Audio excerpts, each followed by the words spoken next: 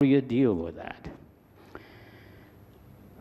Since this is a trust fund for victims, I want to mention that in addition to being engaged in the war and seeing the atrocities of the war and prosecuting the criminals, some of them, it's only a sampling in any case.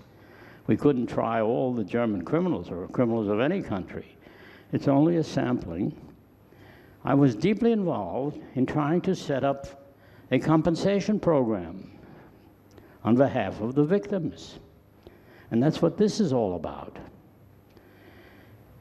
Now, the victims at that time were people liberated from the concentration camps. They had nothing except a tattoo on their arm. They were sick, impoverished. Their families had been killed. They had nothing and nobody. How do you set up a compensation program in a country which itself is devastated? That was the problem. And I was the man in charge. And I don't want to usurp all the functions now, but it was very difficult. It lasted 50 years. I left it after about 8 or 9 years because I decided there was something more important for me to do. And the more important was to prevent it from happening again. And that's what brings me here. I studied everything there was to read on the crime of aggression, and it was clear to me that war was a terrible thing. It should not be glorified, as it has always been in history, as justifying conquest, capture of fortune, heroes. The more you kill, the higher your rank. And how do you go about stopping that? Well, I wrote lots of books. I read lots of books. Spent a lot of time at the United Nations. We have the General Council here today.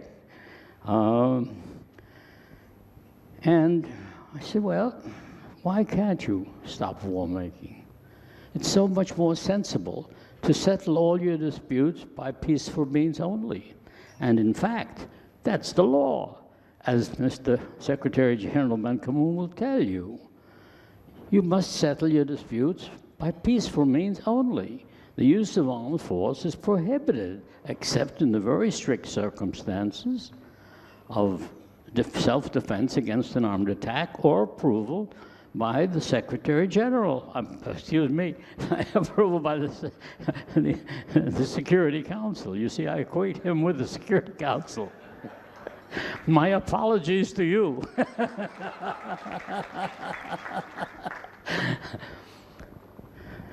So there we have a situation where legally it's not allowed to do that. And I began to write a lot of books on that. And sure enough, what do you know? Eventually, they come and they set up an international criminal court. That was prompted by the fact that about 10,000 women were raped in Yugoslavia. Excuse me. And they had to do something. And we had just had a debacle, I think, in Uganda in Africa. And we weren't ready to send in any troops. They said, let's set up a court. So they went to the United Nations. Said, let's set up a court.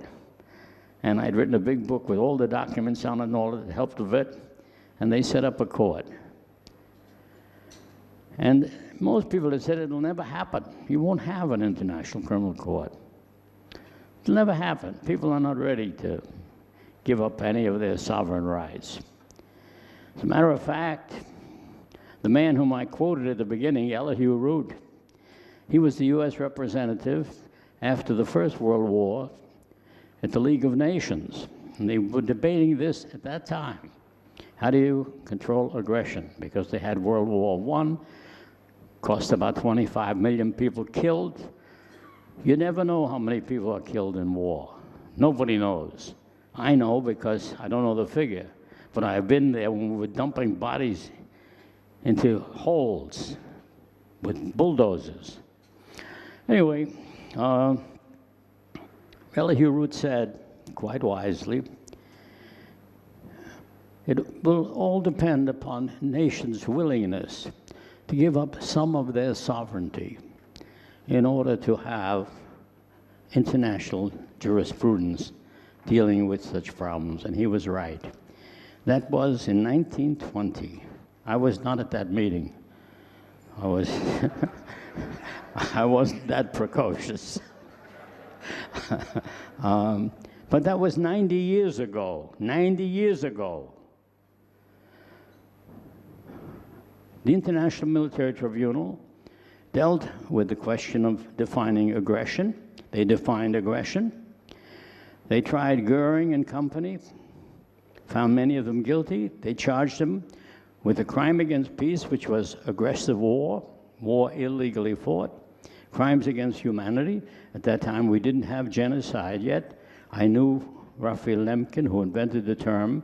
So in that statement that you saw, which was around 1947, I guess, I accused my boys, my defendants, of genocide because I felt it was worth picking it out. It was a special term.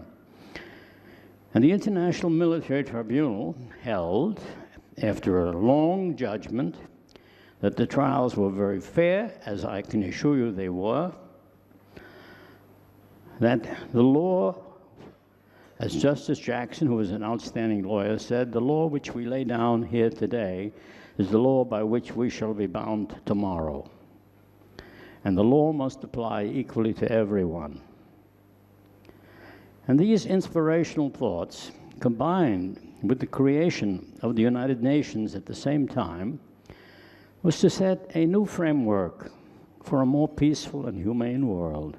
The United Nations, with its social programs, the courts bringing to justice those who violated the law in a criminal way, and the enforcement. There was going to be disarmament. There was going to be an international military force. There was going to be a review conference. I'm still waiting for those things to happen, and I've been waiting a long time. I'm in my 91st year now. So that was the background. Now, a miracle has happened.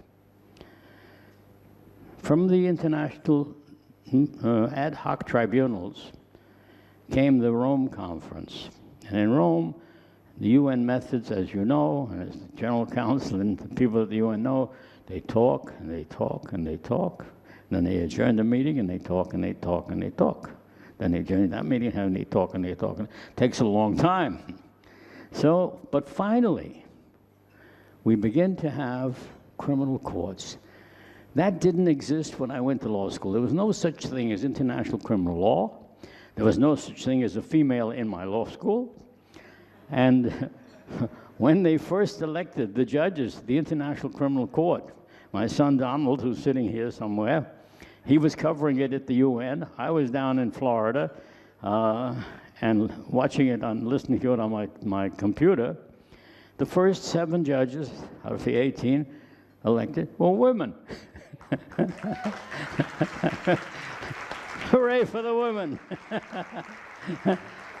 I thought they're not going to let a man on the bench, which probably would have been better. However, the point is I'm making that we can change. We are changing.